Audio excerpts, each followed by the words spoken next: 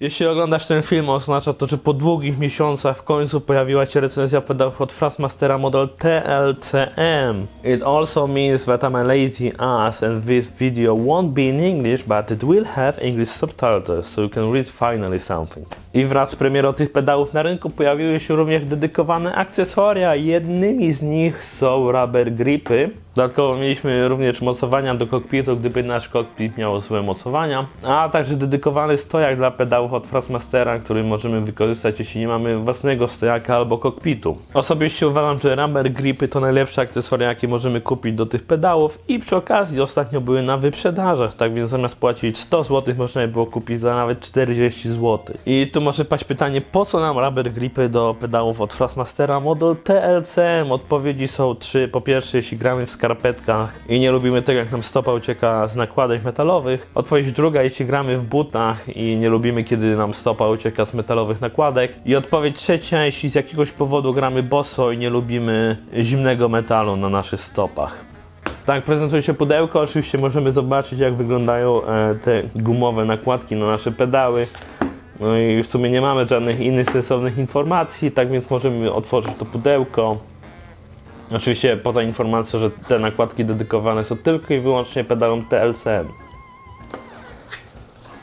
Ok, oczywiście po otwarciu tego pudełka mamy pierwszą gumową nakładkę, następnie mamy drugą gumową nakładkę, a także trzecią gumową nakładkę. No i najważniejsze, oczywiście mamy instrukcję. Ok, tak prezentuje się instrukcja. Oczywiście mamy pokazane, że tu mamy gumowe nakładki, tu mamy gumowe nakładki, tu mamy pedały, montujemy nakładki na pedały i mamy gumowe nakładki na pedałach. A tu mamy wiele achtungów na temat zdrowia, bezpieczeństwa. Ok, i tu mamy naszą pierwszą nakładkę i to będzie nakładka na pedał sprzęgła. Następnie mamy nakładkę na pedał hamulca.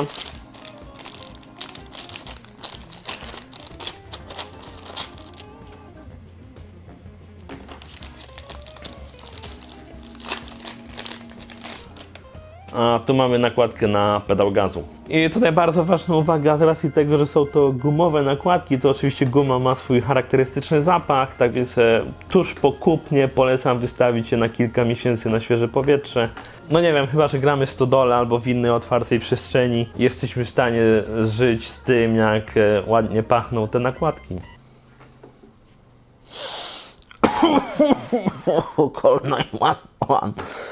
Anyway. Ok, po krótkiej chwili nieobecności mam tutaj mój zestaw pedałów TLCM od Thrustmastera zamontowany na stojak Hot Wheels Ten Pro i nie pozostaje nic innego, jak zamontować te gumowe nakładki na pedały. I oczywiście tutaj nakładamy je w taki sposób, aby je fajnie zabezpieczyć, aby nam się nie mogły ześliznąć.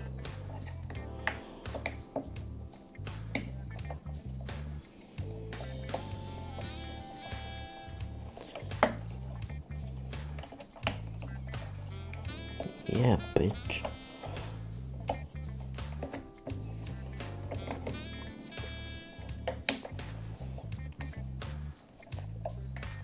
Okej, tuż po zamontowaniu pierwszej nakładki na pedał sprzęgła ktoś nie pomyślał o tym, że co się stanie, jeśli przesuniemy płytkę w lewo albo prawo i nie będziemy mogli do końca nałożyć tej nakładki.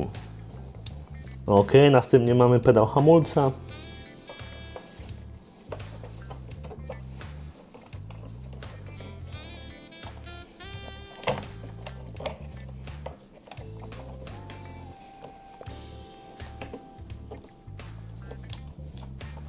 I na sam koniec pedał gazu.